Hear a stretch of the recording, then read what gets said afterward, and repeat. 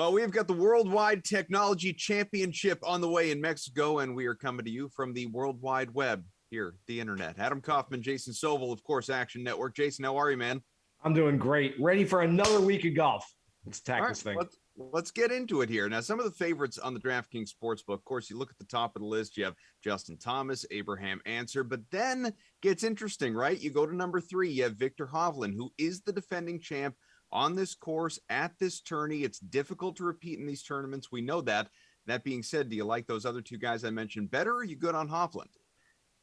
Adam, I like all three of those guys. They're all high ceiling plays. I think they're all capable of winning this golf tournament. I probably go JT and Answer a little above Hovland. I'll knock Hovland down just a little bit, but I mean, the guy won here last year, and he's a much better player, a more improved, more mature player than he was a year ago. So we can certainly win this one again. Abraham Answer's record is really, really strong here, and I have a feeling that once he got that monkey off his back in August, he won the WGC FedEx St. Jude in Memphis. And now that he's got a PGA Tour win on his resume, I think that, look, there are no floodgates in the game. It's not as if he's going to go win 6, 7, 8 times this season. But I do think that it's going to be easier for him to win now that he's got that one. So I do like Abraham Answer a lot here. He's been 21st or better in 4 starts at this golf tournament. But Justin Thomas, don't overlook him. I know he's the tournament favorite. I know a lot of times we just look at the favorite and say, well, I'm not going to bet the favorite. He's 10-1, 11-1 on DraftKings board right now. But look, he is Justin Thomas, and at any given moment, he can turn things on. Has a nice record here. Shot, I believe, a 62, 63 on moving day at this one last year. So certainly capable of having a great week and putting it all together. Jason, I don't want to overlook winners in general, which brings me to Tony Finau, plus 2,000 odds. Now, he won the CJ Cup a couple weeks back, hasn't golfed in a couple weeks, so he's got a little bit of a layoff built in there as well, obviously. Is he someone that is deserving of having the 4th best odds to win this tournament? Yeah, absolutely. I think Tony Finau is about to move himself into a little bit of a higher echelon. I mean, he's already a top 20, top 15 player in the world, but he could be a top 5 player by the time this season is over at the end of August of 22. So I do think he's certainly worthy of that number, and he's played well here in the past. He's got a 7th, an 8th, and a 16th in 5 starts at Mayakoba. I've, for a long time, Adam, put Finau sort of in the same boat as Answer, 2 guys who struggled to win on the PGA Tour for so long, even though Finau had that one alternate field victory 5.5 years ago. But now that he's won as well, won a playoff event at the Northern Trust just a couple of weeks after Answer, I again put them in the same boat of guys who, okay, monkey off the back, and now he can go out there and play some more, I think carefree golf just a little bit, knowing that he can rely on his skills. He knows he can win when it comes down to it on Sunday. So again, I hate to just say that I like all these guys at the top of the board, but Tony Finau is another guy that I really like a lot. I think his floor is as high as anybody else out there this week. And the ceiling, of course, is right there as well. Well, then I've got to give you some other guys that you might like here. And staying in the high 2000s on the DraftKings Sportsbook, right after Finau, you have Brooks Koepka, you have Scotty Scheffler, you have Cameron Tringale as well. If you had to pick one, or maybe it's all of them, I mean, who do you like best?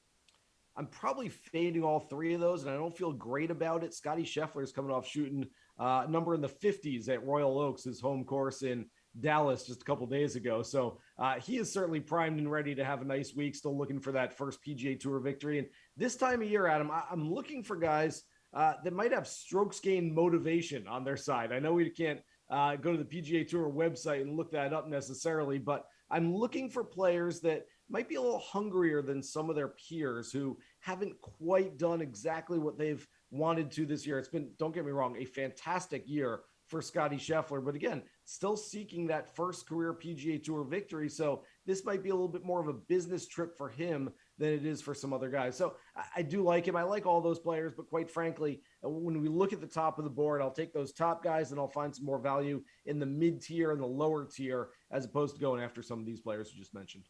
It is a pretty solid field overall here for this tournament in Mexico. And you look up and down that list, and I mean, you could scroll down to Justin Rose at plus 6,000. You have plenty of familiar names. If you had some favorite long shots, who are they? Well, the long shots, I like guys in the mid tier. Depends how long we want to get with our long shots. But a guy like Maverick McNeely Again, much like Victor Hovland, where I said his game has matured over the past year, Maverick McNeely has become much more comfortable as a PGA Tour player over the last 12 months. He's got a couple of top 25 finishes here already, plays really well on shorter golf courses. I like him. Emiliano Grillo has a really nice record at this event. Joel Damon has a nice record here. Jonathan Vegas has played so well, top 25 finishes in 6 of his last 9 starts. He's been playing really well. Brian Harman is a guy who surprisingly does not have a good record. No top 25 finishes in 8 career starts at Mayakoba, and yet he's 80-1 on the board. That feels like a really big number for Brian Harman, who I think is going to win something fairly soon on the PGA Tour. So again, I think there's a lot of value. That sort of mid-ish tier, let's say 50 or 60-1 down to 100-1. I think there's a whole lot of value there. You mentioned not being a huge fan this week of Koepka, of Scheffler, of Tringale as well. How about somebody that you are just outright fading? Well, I don't feel good about this one either, but Will Zalatoris, I think we all watched him at last year's U.S. Open, at the Masters earlier this year, and we said, okay, this kid has got all the tools, and he does. He's really, really talented. Now, there are a couple of ways of looking at this, and I did this on my podcast with Justin Ray for the Action Network this week. We talked about Will, and Justin made the point that, hey, he's finished in the top 15 in 2 starts so far in this fall part of the schedule, the early part of the season. I said, yeah, that's true. I also pointed out that he's only got 1 top 10 in his last 11 starts and 2 top 10s since that runner-up finish at the Masters in April. So the stats don't lie, but they can distort the truth depending on which way you want to go with it. All of that said, I think the price is decent on Zalatoris, but I'm not sure he's quite there with his game where he needs to be right now. I'm bullish on him long-term, but I'm probably staying away this week. Jason, who is going to win the Worldwide Technology Championship? I go back to that strokes gain motivation category that doesn't really exist that I kind of made up. But I'm looking for players that haven't gotten as much out of their game as far as the results this year as they should have. Shane Lowry has been one of the better ball strikers on tour throughout most of the summer and into the fall.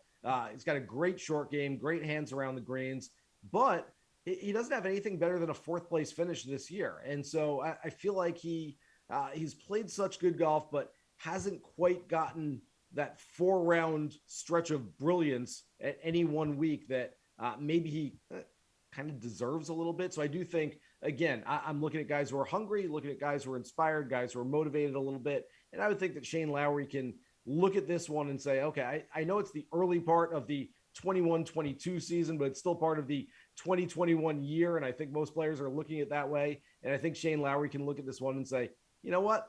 I need a win before the year is over. And I do think that motivation is going to play well this week. And again, he's hitting the ball really well, plays well on shorter coastal golf courses. So should be a good fit for Shane Lowry this week.